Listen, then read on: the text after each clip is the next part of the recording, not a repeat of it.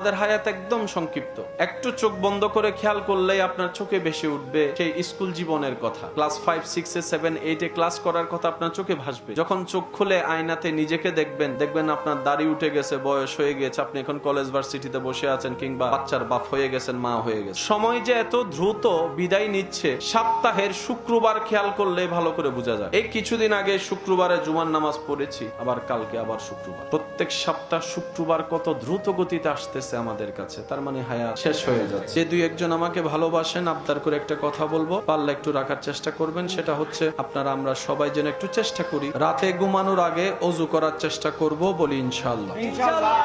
রাতে ঘুমানোর আগে কষ্ট করে একটু ওযু করে নিব, ওযু করে শুয়ে কাজকর্ম সব শেষ করে ঘুম যখন আসবে, এর আগে আল্লাহর কাছে নিজের জন্য, নিজের গুনার জন্য তওবা করব। আল্লাহর দিকে তাকায় সবাইকে মাফ করে দিব। কয়টা কাজ?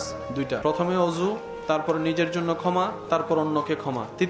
চতুর্থ নম্বর, প্রাণ মন ঘর ভরে যে যতবার পারেন আপন নবীর উপর দরুদ পড়বেন। এই চারটা কাজ করলে প্রত্যেকদিন 10 মিনিটের বেশি সময় লাগবে না। কিন্তু এই প্র্যাকটিস যদি করতে পারি, আপনি 3 মাস করেন, তারপর আপনি নিজের রেজাল্ট নিজে পাবেন। তখন দেখবেন আগের মতো আর আপনার রাগারাগি, গালাগালি, চিল্লাফাল্লা করতে ইচ্ছা করবে না। তখন শুধু সইতে মজা লাগবে। রবের প্রেমের যে কি শান্তি, একবার পড়ে দেখেন, আগুনে পড়লেও মজা লাগবে। আমার ভাইরা, সর্বদা মাথায় রাখবেন, এই দুনিয়াতে সবাই জিততে চায়, কেউ হাঁটতে চায়।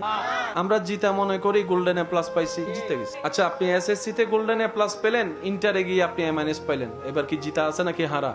আপনি সব সেক্টরে গোল্ডেন এ প্লাস পাইছেন, কিন্তু চাকরি হওয়ার আগের দিন আপনি পাগল হয়ে গেছেন। মাথায় রাখবেন, আমাদেরকে কেমন যেন একটা প্রতিযোগিতায় নেমে দেওয়া হয়। ছোট্ট ছোট্ট বাচ্চারা নার্সারিতে যাওয়ার সময় দেখবেন ব্যাগের ভারে, বইয়ের ওজনে হাঁটতেই পারে না। ওই ব্যাগটা মা বাবাকে, অভিভাবককে নিতে হয়। এই ছোট্ট ছোট্ট বাচ্চারা এখন থেকে যদি এত প্রেসার নেই, আগে তো খেলার একটা টাইম ছিল, ব্রেন ফ্রেশ হওয়ার একটা সময় ছিল, এখন তো এমন ভাবে খেলার মাঠ বন্ধ হচ্ছে যে খেলারও কোনো সুযোগ। এই বাচ্চাগুলো কি করবে? ওদের স্মৃতি কি থাকবে ছোট্টবেলা? আল্লাহর ওয়াস্তে প্রতিযোগিতা হওয়ার দরকার নাই, পাশ করার দরকার নাই, জ্ঞান অর্জন করা হচ্ছে মূল বিষয়।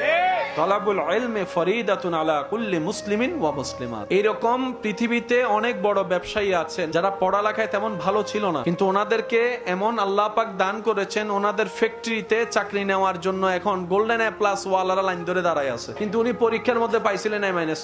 অনুরোধ করব, আপনার ছেলে মেয়ে আপনি যা বানানোর বানান, যা শিখানোর শিখান। আল্লাহ আপনার স্বপ্ন পূরণ করুক, আমরাও দোয়া করি। তবে একটা কাজ সাথে রাখবে, সন্তানের অন্তরে আপনার নবীর প্রতি আদব এবং মহাব্বত প্রবেশ করাই দিন, আপনার রবের প্রতি ভয় প্রবেশ করাই দিন। সে সন্তানকে কিছু কোরআনের আয়াত, সূরা শিখাই দিবেন, দোয়া শিখাই দিবেন, যেন আপনার সন্তান আপনার কবরের পাশে দাঁড়াতে না পারলেও দূর পথ থেকেও যেন রবের দরবারে দুইটা ভিক্ষার হাত তুলে এতটুকু বলে, রব্বির হামহুমা কামা রাব্বায়ানি সাগীরা, রব্বির